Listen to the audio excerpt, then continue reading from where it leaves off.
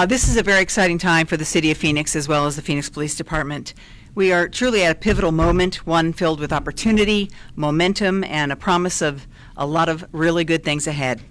Today, it is my honor to introduce Phoenix Police Chief Matt Giordano. Chief Giordano brings a wealth of information and decades of law enforcement experience, a deep understanding of our community, and a commitment to lead this department into a strong and very successful future. Today is only his third day officially on the job, and we are absolutely pleased to have him. So please welcome Phoenix Police Chief Matt Giordano. Good afternoon. It's nice seeing a lot of friendly faces out there. I just want to read a couple comments first, and then I'll be happy to answer any questions you might have. But just want to give you some updates on me and just some of my philosophies. But just want to welcome you all for being here. Serving as Phoenix Police Chief and listening to Donna just say that was just still a little bit surreal for me.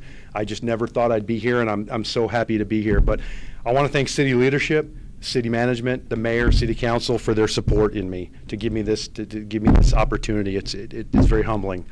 I have very simple priorities. They're building trust in our community, making sure officers have the support that they need, and delivering a high level of service and protection to the residents of the city of Phoenix. I believe in holding ourselves accountable, operating with integrity, practicing compassionate policing in every interaction we have. I find it very important to me. Again, it's been a whirlwind. It's my third day. These first few days have been really energizing, getting up early, staying late, but again, it's really exciting to be back. I've attended departmental meetings, I've had conversations with members of the community, and the other night I even attended one of my first police chief advisory boards. Again, something that was near and dear to my heart when I was here back in 2016, and getting to go back and reconnect with members of the community, very important to me. I've also had a couple other really unique opportunities. Yesterday I got to go to a retirement ceremony and celebrate with a friend of mine after a very long and distinguished career. And this morning, which is the highlight of my career, highlight of my days, is I got to celebrate the promotions of 12 new supervisors, 12 new leaders in the police department. Again, those are the good days. Just a couple other things. I just look forward to reconnecting. I used the example earlier today in another meeting I was in. It feels like, because all you know, I've been gone for about 8.5 years. So I feel like it's almost an analogy for me is, I feel like I went away to college and I just got back and my parents redecorated my room. So it's still my house, it's still my room, but it looks completely different.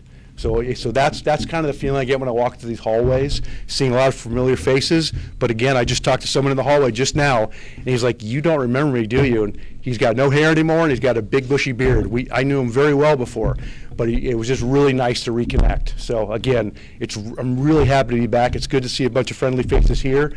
Donna said, it's only my third day, so please be nice to me. But with that, I'm happy to answer any questions anyone might have. I'll just point. My wife's a teacher, so this is kind of a role reversal for me. Go ahead.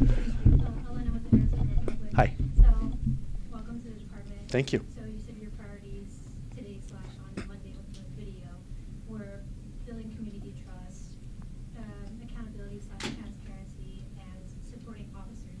Can you walk us through what transparency, supporting officers, and building community trust will look like for you? Is it going out to the community regularly? What kind of transparency protocols will you do? And whatever my other third one was. Yeah, I was gonna say, if you can remember, let me know. But let me start, and if I miss something, please let me know. Building trust in the community is incredibly important to me. Like I said, before I retired, I was a commander of what's now the Community Engagement Bureau. So I truly understand the importance of engaging with the community. We can't be successful as a police department without listening to the needs of the community. And I'll talk about it when I was a sergeant years ago, and we started, data collection became a big thing. We would have all kinds of data, and I'd go to these community meetings, and I was armed to the teeth with these are the problems in your neighborhood, and how arrogant that was of me to go into a community meeting and say that. But I thought I knew everything. And very rarely were the top 12 items that we had identified as the top 12 call volumes or call types, those weren't the community's concerns. They had other concerns. So we need to listen to them. We need to engage them. Data, that is important. I'll get to your transparency question because that's where that fits in. But we have to listen to the community. What does the community want from us? What does the community expect from us? And we need to listen. And again, we probably need to listen a lot more than we talk. I'm a really bad example of that, but we do need to listen. So that's my engaging with the community. Going out to the community, I can bring people here, but again, just little things. It's not easy to park here. It's not easy to get here. You have to come through security. It's easy for me to go out to the community. It's easier for me to go to a community meeting, an advisory board, a school, whatever it is. We need to go out and engage the community where they work, where they live, so we understand what they're going through. So that's my community engagement part. Transparency, it really does come down to just open doors and being fully transparent as we're allowed to. There's ongoing investigations. There's things we're not allowed to release. But for the most part, we should be almost an open book. We put so much on our forward-facing Facebook or web page now that you have access to so much more information than you did, 30 years ago when I started with the Phoenix Police Department. That's the old model. The old model of policing was, nothing to see here. I don't know what's going on. That was a disservice to the community. It was a disservice to the police department. It's taken us years to overcome that. So again, just like we do with our own partners here internally, with our external partners, we need to tell the why. Why are we doing what we're doing? So that's my commitment to you. That's my commitment to the community. Is I will always tell you the why, and we'll explain why we're doing what we're doing. And again, when our new records management system comes online, data accessibility goes to another level. So we'll be able to provide even more data. And I think we already do provide a ton of data for the community to take a look at what we're doing, how we are spending their tax dollars. So again, I think that's very important. And remind me on the third part of your question, I'm sorry. Supporting officers, especially, with the last chief, Sullivan, Yeah. some union surveys that went out, they're Mhm. dissatisfied with Sullivan staying on. So what is your approach to supporting officers as you take on this new role? Yeah, and that just goes back to me. I like to communicate. I like to go out and meet. I joked. I went to a briefing on Friday night, three briefings down in South Phoenix on Friday night. I wasn't even a City of Phoenix employee at the time. That's how important it is to me. I went down there to meet, and it was a little selfish. It was my old squad, where I started in 1994. So standing in that squad briefing room, talking to the men and women that are patrolling that area I patrolled in 1994 was really cool for me. But I like getting out and talking. I like getting out and discussing. And it goes back to the why. I like going and have those tough conversations with the men and women out there doing the job, because it's really easy for me to sit on the fourth floor and make decisions, implement policies that I think, this is the best thing ever. We should do this. I need to listen. I need to listen to the men and women in the department, because they're out there doing it day in, day out, and they know what's best. So I'm always going to listen. My door's always open to have those kind of communication. And then even follow up on that is employee assistance. Healthy employees are critical for the success of the Phoenix Police Department. We've always said it. We care about our employees. We do. Our employee assistance units at the next level of taking care of employees, recognizing. Go back to 21st century policing. Hurt people, and it's cumulative. So we need to make sure. Even in the academy now, we're talking to young men and women about the stressors of this profession. And hey, if you're having issues, talk to somebody. When I came on, that's not the direction we got. And we're so much better at that today, because again, our employees are so important to us. We want to make sure that not only are they successful while they're here, but when they leave this career, they're productive, successful members of the community. They're healthy. We want them to be healthy in their hopefully long and healthy retirements. Next question, TJ? Good to see You as well. Here. Fun to see you transition from post. Related to Elena's question about transparency, I think for members of the press, one of the things that it has been a difficulty in doing our jobs is I think it's like 2 or 3 year delay on body camera footage. Have you are you aware of that backlog, and do you think that would play a role in increasing transparency in your administration? 100%. And actually, even the 3 days I've been here, I've already had a briefing on trying to leverage technology in being able to shorten our time frame for getting out public records. So we are definitely aware of that. We're working on that. Trust me, we don't sit on public records requests just to be mean to you guys. We want to get that out as quickly as we can. It's just there's so much manpower that goes into that we are trying to leverage technology. So look forward for that in the future, that us coming up with the technology solutions for that. And then a follow-up on technology. I know today the non-emergency lines started using artificial intelligence for triaging calls. I'm curious to hear, what are, this is like obviously a thorny, national conversation, but, what are your thoughts on like AI's role in policing? TJ, I'm over 50. I'm not even sure I understand what AI means. No, you know what? Again, I'm a big proponent of leveraging technology and anything we can do. If you were at the opening house of the communication center last week or the week before, you know how busy they are. You know how the call volume they get, and we always want to provide the best level of service to the community. So if we can leverage technology using AI, I'm all for it. Let's give it a shot and try. And again, from what I've heard so far, it's very successful. So we'll keep tweaking that, but we'll always look to engage and leverage technology. Oh, TJ, that's two question limit. Let's get some. I'll come back to you. Question for you. What's your message to the community? Obviously, the DOJ did its investigation. That's done away with, but there's some concern that remains among some community members regarding Phoenix PD sort of policing itself in terms of implementing reforms. Correct. And it's a great question, and I've heard that multiple times before I even applied for the position, and now since I've been identified now that I'm here, I've heard it from multiple people, and it's a valid concern. Though the information that report didn't go away, what created that report didn't go away. I'm not sitting here to dispute what's accurate, what's not accurate. I don't want to do that. What I want to say is we should always be looking to evolve. We should always be looking for continuous improvement. And you have I'm telling you, we will continue to do that. The department has come so far in the last several years, and we're going to continue to do that through continuous improvement. And what I talk about is we can have the best policy in the world, we can have the best training in the world, and we can make sure everyone understands it. If we're not checking, we're not making sure, we're not have accountability, we don't have follow-up to make sure that the policy is being implemented correctly, and even more so, is the policy we came up with and the practice we came up with, is it effective, is it working? So we're going to continue to do that in all aspects of the department, and we will continue to do that. Ashley Rodriguez with Fox 10. Hi. You said you're going to listen to the concerns of the community. This is a heavily Latino community, Yeah. and some of the concerns right now is that Phoenix PD is working with DHS and working with ICE agents, whether it's not allowing advocates on the property of immigration court or even providing crowd control and street control for ICE raids. What do you have to say to the community that is deeply distrustful that the Phoenix PD is not going to turn them into ICE or help ICE raid their communities? Yeah, I've been very clear on that. The Phoenix Police Department enforces Arizona revised statutes and city codes. That is our primary responsibility. We don't enforce immigration laws. We don't ask about immigration status.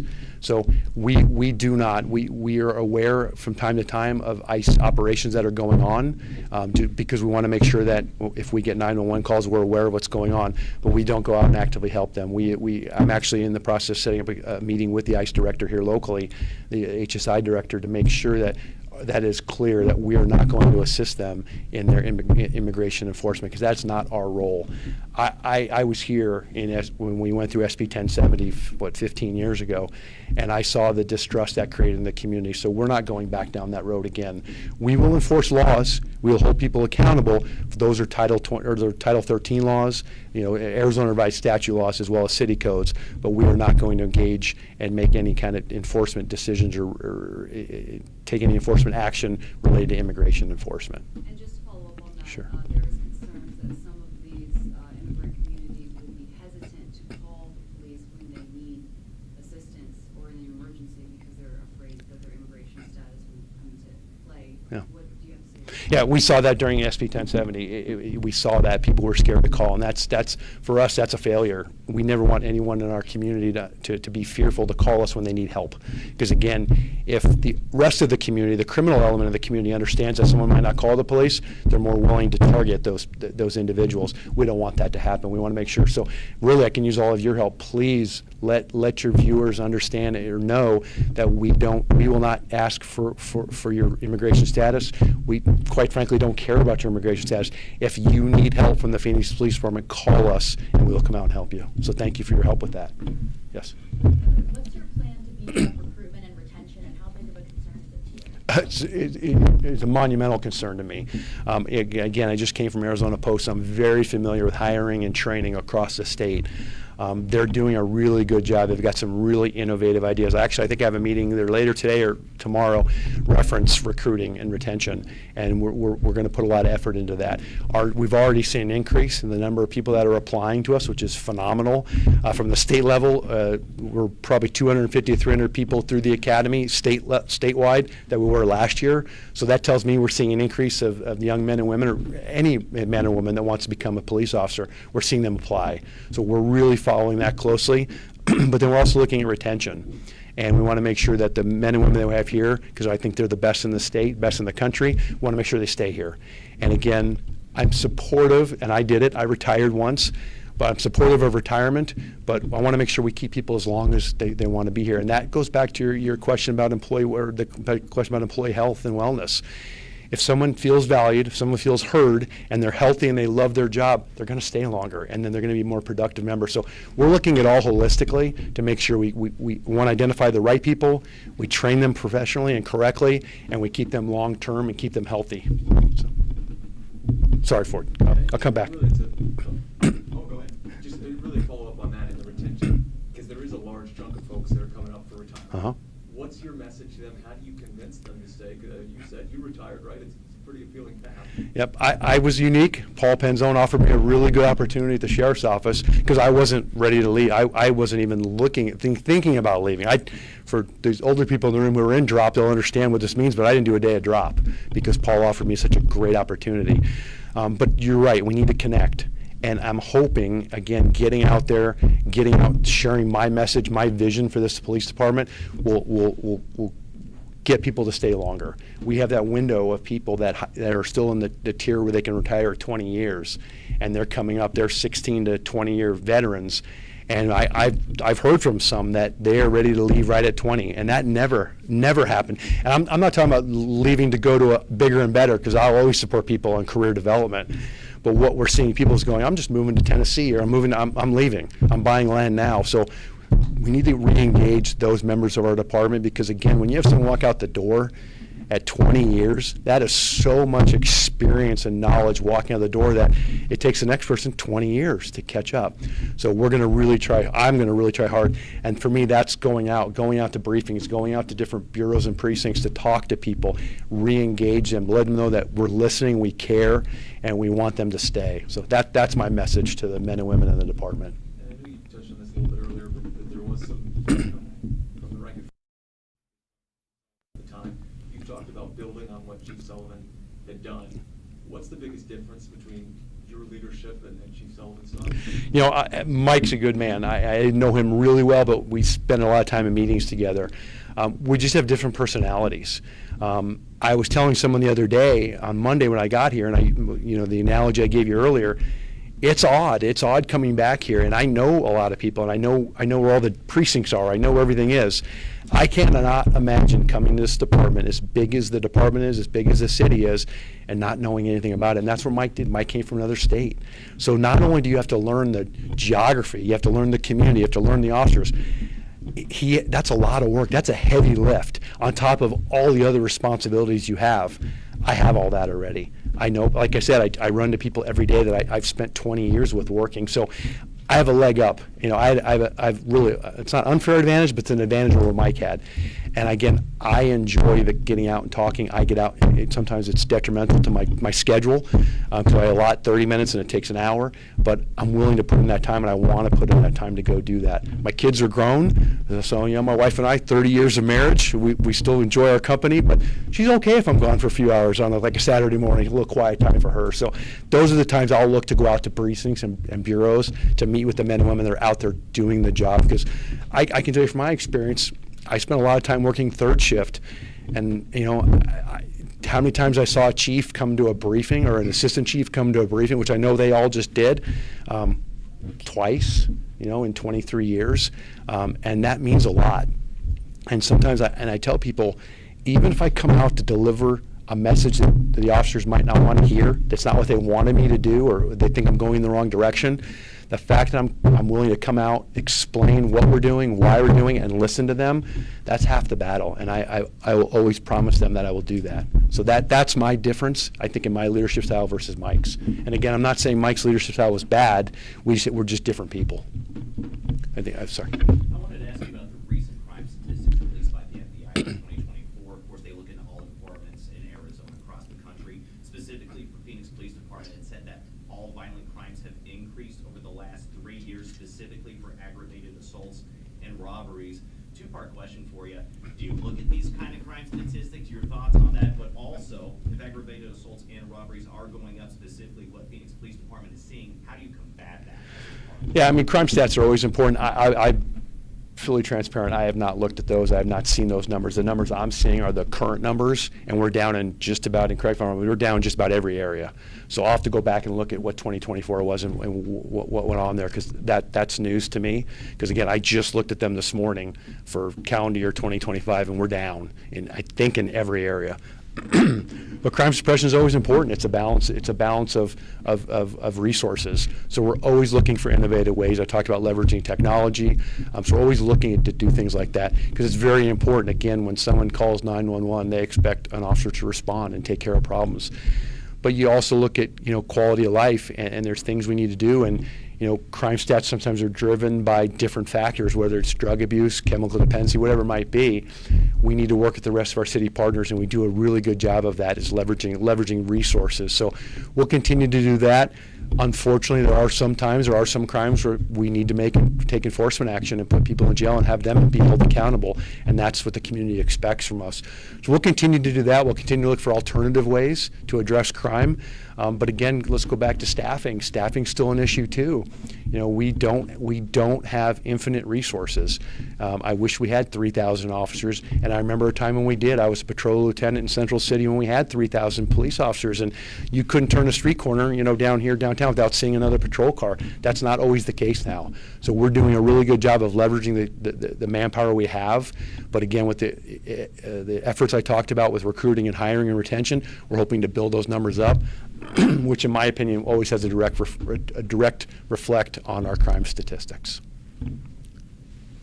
Kayla Marshall with Arizona Family. Hi. I want to ask you a couple of questions about the Kailana Smiley murder case. She's a 15-year-old girl who was found shot and killed inside a police Okay. department last week. A 67-year-old man was identified as the suspect, and he was found dead by a self-inflicted gunshot wound. That's the information that we have so far from your department. Curious how detectives were able to identify this man as the suspect. Is there any connection between him and the victim? You know just about as much as I do at this point. I've been briefed on that case. Our detectives are still working on it. As more information becomes available, we'll make sure we share with the media.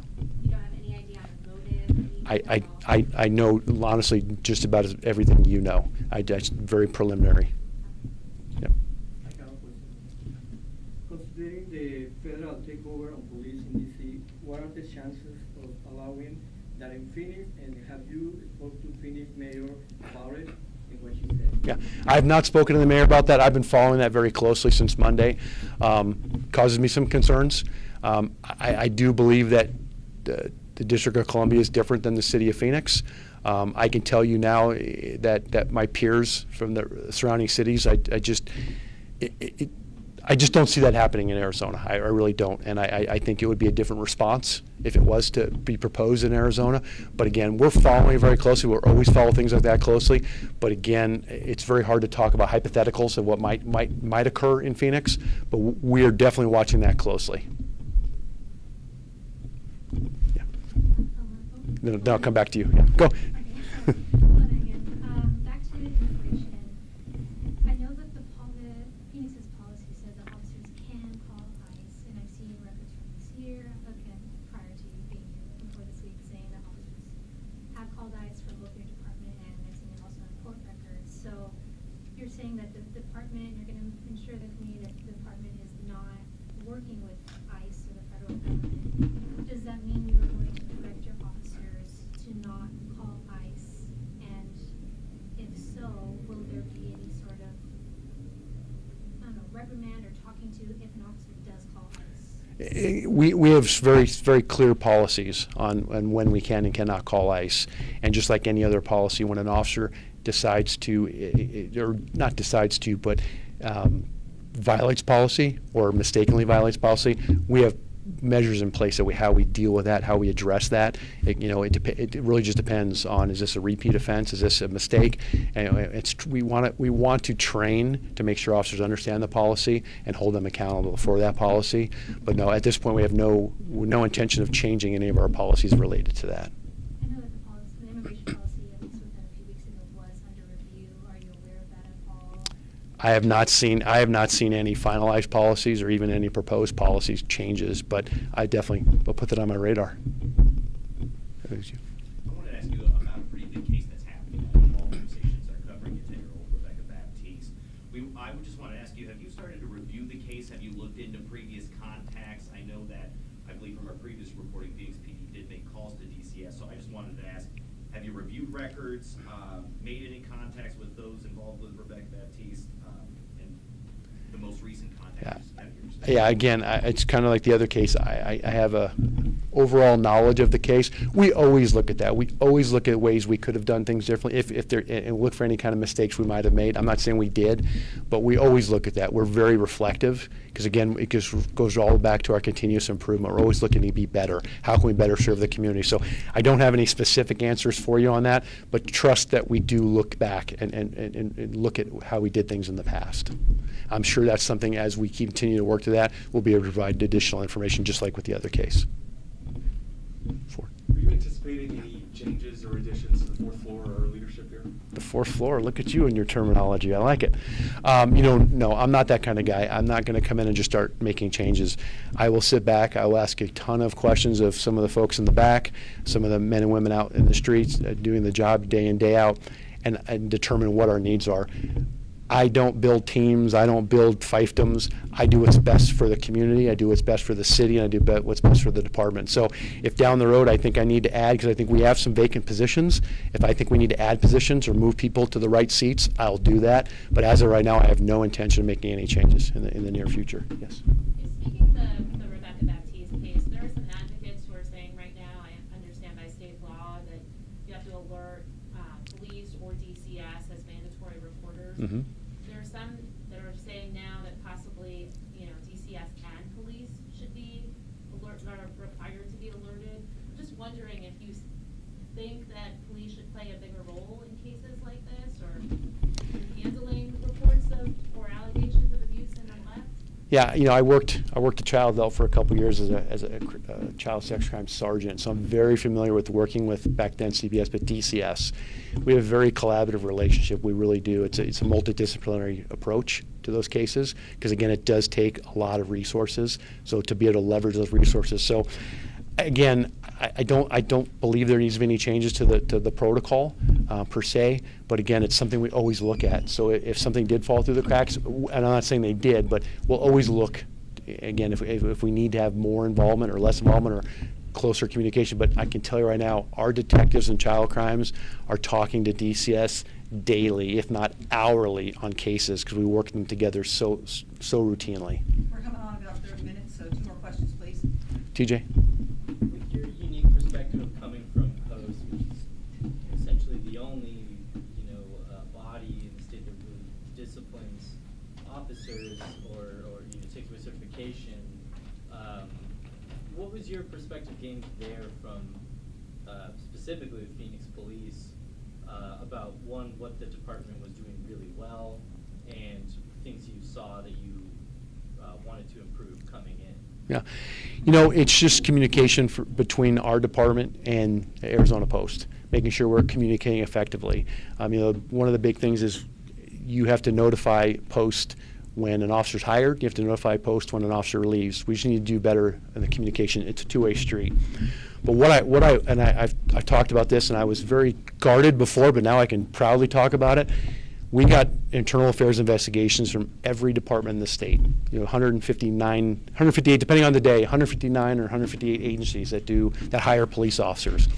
I can tell you, hands down, Phoenix Police Department internal affairs investigations are the best in the state. They're the most thorough. They're the best written, and they're the clearest investigations out there in the state. So I'm very proud of what Phoenix Police Department does in that, and we'll just continue that that method. And again, it's not a discipline thing. It's making sure it's accountable. A lot of those investigations, the officers are exonerated, but we need to look into it. We need to make sure for the community, at the community's request, we're looking into allegations. And again, I think our PSP does a phenomenal job of doing thorough investigations. Again, it protects the community, and it also protects our men and women in the Phoenix Police Department. So that's probably what I'm most proud of from here. Follow up on that. Certainly. The Tyrone McAlpin case, which we discussed a little bit when you were at AZ Post. I'm curious what you thought of that internal investigation Phoenix with that piece. I'm trying to think. I apologize. I got hundreds of cases every week. I know I read that. I know the case you're talking about. I didn't have any concerns with that investigation. Again, I almost never had a concern with the way Phoenix did it, internal affairs investigation. So we looked at it, and then and the board reviewed it. One last question, please. Oh, sorry. Sure. Law. I'm sure you've been briefed a lot over the past few days, or maybe since, you were selected. What are, and a lot of issues, what are the key issues you've been briefed on in the past few days that you really want to get a grapple on and, I guess essentially solve or improve, other than, staffing issues? Yeah. What are other things that you want to tackle? That's the biggest for me. That's the biggest one. So I'd love to discount that and go to something else, but that really is very, very high on our priority list. But there's so many needs. There's so many people have briefed me over the last couple of days, and that's what I keep telling people: just give me some time. Give me some time to read. Give me some time to explore.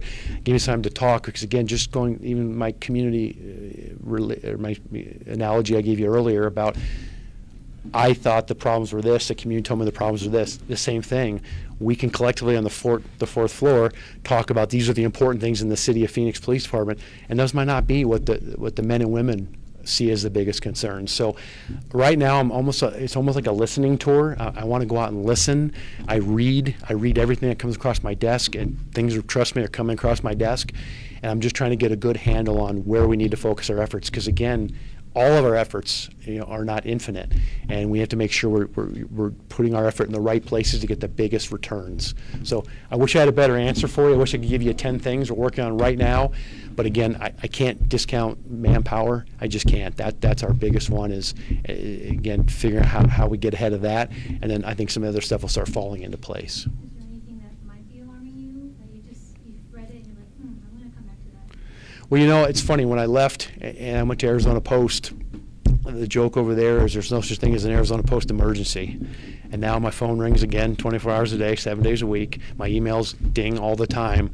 It's a lot. The city of Phoenix is a big city with a lot going on.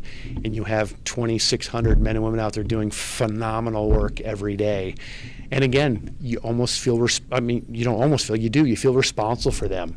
So knowing when I'm going to bed on a Saturday night that there's a couple hundred men and women out there, not with their families, out working, that concerns me. I'm worried for their safety. I'm worried, that something could happen to them. So again, that's for me one of the biggest concerns I have, just getting back into that frame of mind. But again, I'm honored to be here, proud to be here. I cannot wait for about 2 weeks when I get to raise my hand and put the uniform back on again, because I never thought I'd tell anyone again I'm a Phoenix police officer. And in 2 weeks I got to do that again. So I'm really excited to be here. So I appreciate y'all for coming. I hope I answered most of your questions, even your 2 and 3 part ones. I've tried to stay on task with, but thank you so much. And we will have additional information on your case and the case you talked about as well. Thank you. Okay, thank you. Thank you, sir.